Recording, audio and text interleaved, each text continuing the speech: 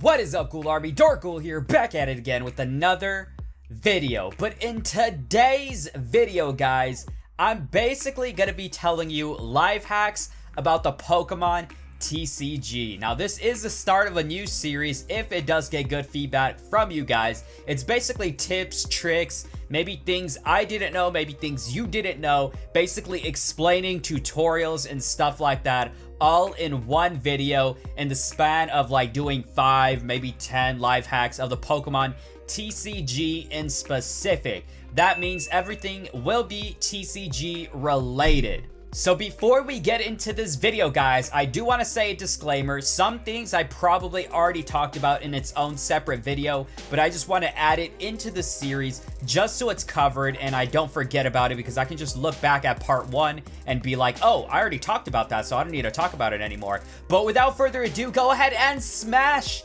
that like button right now, guys. Smash that like button with your jaw. Smash that like button with your jaw. If you don't know what your jaw is, it's basically like around where your teeth is and whatnot. But smash that like button with your jaw, and if you do, then you are the next Jaws. Get it? You know, like the shark Jaws? No? Okay. But anyways, guys, we got a lot to cover, so make sure you guys subscribe, enjoy the Ghoul Army, and welcome. And finally, turn on that bell, just so you never miss a freaking video, guys. But like I said, we got a lot to cover, and I legit dropped that coin as I flipped it. I do not know how to flip coins, guys. But let's go ahead and start with the first life hack, and that is the price of Pokemon cards. Now, we all know Pokemon cards are stupid expensive, especially when you're buying them on retail, like at Walmart, Target, Best Buy, Toys R Us, TJ Maxx. There's a whole bunch of stores that sell Pokemon cards now. It's crazy.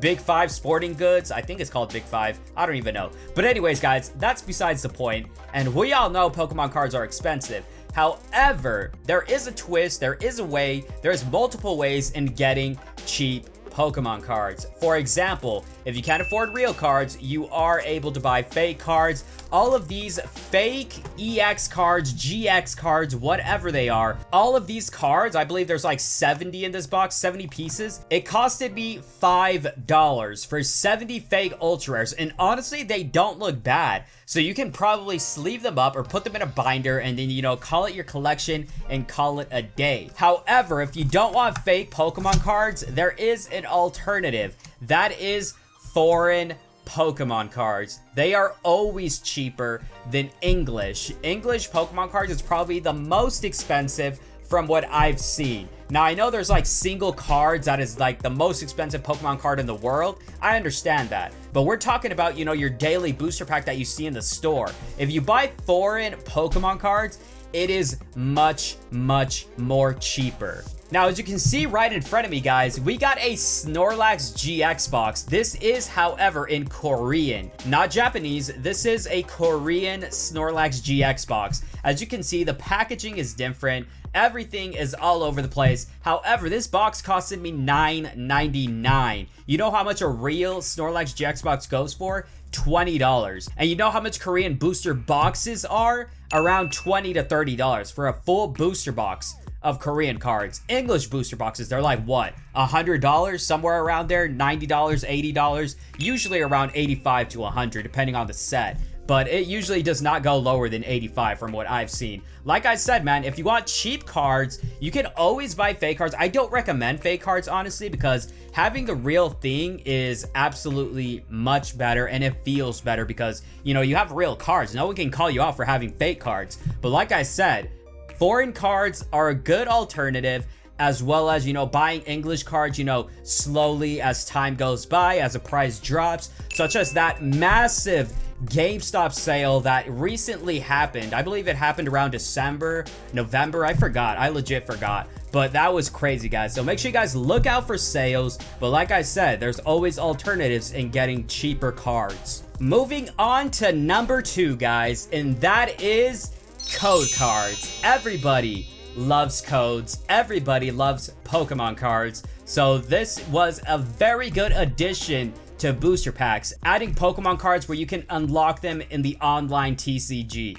Now, there are twists, there are things that ruin the fun in sealed booster packs, and that is code cards right here. You're looking at them. I love code cards, don't get me wrong, but I hate the fact that they ruin the surprise. And here's what I mean by ruining the surprise. White codes, as you can see right here, the majority of the code is white. That means you are definitely getting a holographic or better. Now keep in mind, this doesn't apply to every set, such as Roaring Skies.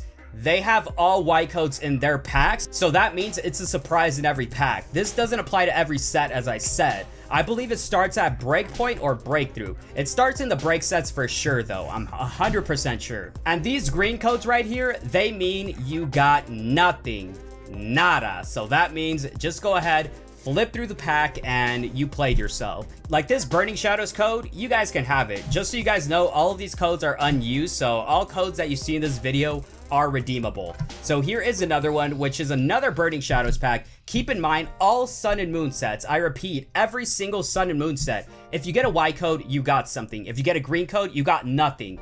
No questions asked for all Sun and Moon sets. For the XY sets, that's when it was tricky because they didn't introduce this code trick until a break set, because when you get a green code in a break set, such as Fates Collide, Evolutions, Breakpoint, Steam Siege, that means you do have a chance at getting a break, but the chances of that happening are slim to none. So just keep in mind, these code cards can ruin the surprise and can ruin, oh my god, I just dropped that code card, but they can ruin the surprise and they can ruin the fun in opening up booster packs, which is why they should bring back these old codes right here, as you can see on the screen, where it does have a design for every single pack and it's identical, which means you do not know if you got a bad pack or a good pack. I absolutely miss those days. But just so we go more in depth for these code cards, I will show you guys an example. I have a sealed blister pack right here with a Sun and Moon set, as well as two break sets right here. We got Evolutions that does feature breaks. We got Steam Siege that also features breaks. So that means we do have a chance at getting a break card in a green code. But like I said, I'm basically proving the point that in a white code, you get something. In a green code, you get nothing. So for this Sun and Moon pack, like I said, if it's a green code, we got nothing. So here's the code right here for you guys. Keep in mind, this was a green code. So if we flip through this pack, there is nothing, not even a holo, nada. So let's go ahead and put this pack to the side because it's irrelevant for this video now. And let's go into the Steam Siege booster pack. And I'm hoping to get at least one white code, but if we don't, it's all good, guys. And that will still prove the point that green codes are bad, white codes are good. So we got a green code in Steam Siege, which does mean we got nothing, but we still have a slight chance at a break. But for the whole pack, the rare slot is going to be nothing. The breaks are on the reverse slot. So like you saw on that clang right there. So for the final pack, let's see what we got. Sometimes the codes are facing the other direction, but once you flip it like so, we got a green code. So we might get nothing right here, guys. Check that out. Green codes are basically a waste of time, and you shouldn't take up so much time on opening up a green code pack. Next up, everybody, we're going to be talking about value of Pokemon cards. Now, I know a lot of people actually collect Pokemon cards to make a living, which is probably not ideal. However, there is an exception to this because some people PSA grade their cards. And what that basically means is when professionals take your Pokemon card, take this Charmander right here, for example, and they inspect this card to see if there's any whitening, to see if there's any damages like this. Like if they saw this Charmander ripped up like this, they'll probably send it back to you because it's not even worth grading. But basically, they look for like little nags. If they see whitening on the card, like you see right here, then it will lower the grade. The max grade a card can get is a 10, meaning it is perfect. If it gets anything below it, that means there was an imperfection on the card. And you guys already know that quality control on these Pokemon cards is so freaking bad, like absolutely terrible. But if you PSA grade a card, the value of that card goes up so much depending on the grade it got. So right in front of me, I have a Ho-Oh EX from EX Unseen Forces that has a PSA 9. Now this is the first PSA card I ever bought, ever got, probably the only PSA card I'll ever own because I'm just not into PSA cards that much. But like I said, they put them in this plastic case so they don't get damaged. The grade is up here, and basically most cards that you want to grade are collectible items. You do not, oh, I almost dropped that PSA card. What's wrong with me today? But you you do not want to grade playable cards, because if you grade like a Tapu Lele, a DCE, an Energy, a Secret Rare Energy, what's wrong with you? People are gonna break that case and play with the card, so you literally spent money on nothing. So like I said, man, if you want high value in cards, I suggest looking into PSA. However, I only recommend getting the PSA subscription if you actually want to get into that collective side of Pokemon, because if not, it's not worth it, because a subscription isn't cheap. So I suggest finding like somebody else that has a subscription, paying them to do it, and so forth. Most people want to grade Charizards though, so keep that in mind. As well as old holographics such as this one, but then I'm talking about older holos where EXs didn't even exist. Another quick life hack for you guys is taking care of your Pokemon cards.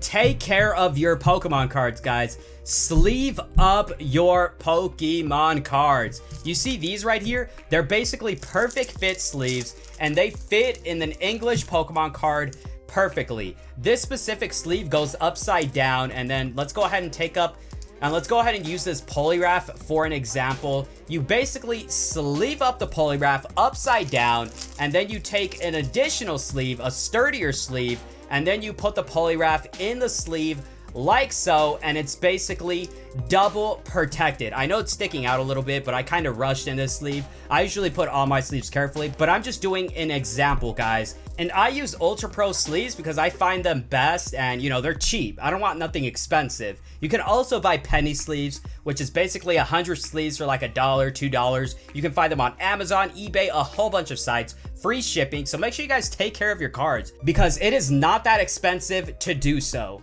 And for the final life hack, guys, that I'm going to be showing, you see this display right here? We got a classic Mewtwo figure from a Mewtwo box, and you know where this cube is from? You know those mystery EX power cubes that Pokemon makes? They still actually have certain cubes in stores, but you can basically go in a craft store, you can take a Pokemon figure, you can place it in this display right here. Now I know you can see the super glue that I used, but I'm planning on adding grass on the floor right here, so it looks like Mewtwo is on a mountain or something along those lines. So you guys can actually be really creative with these cases. You know, if you buy a cube at a store from Target, from Walmart, they have mystery cubes at Walmart nowadays, or I'm pretty sure they're the power cubes, but you can basically use these. I suggest going to like a craft store. You can take a Pokemon figure, you can place it in the display, and you can basically make your own design in there. I'm pretty sure you can find like fake grass, maybe rocks, a whole bunch of crazy stuff, and you can be creative basically, and then you can put it on your desk, and it just looks absolutely killer, guys. So without further ado, hopefully you guys did enjoy that video. I just want to let you guys know, you know, some tips, tricks,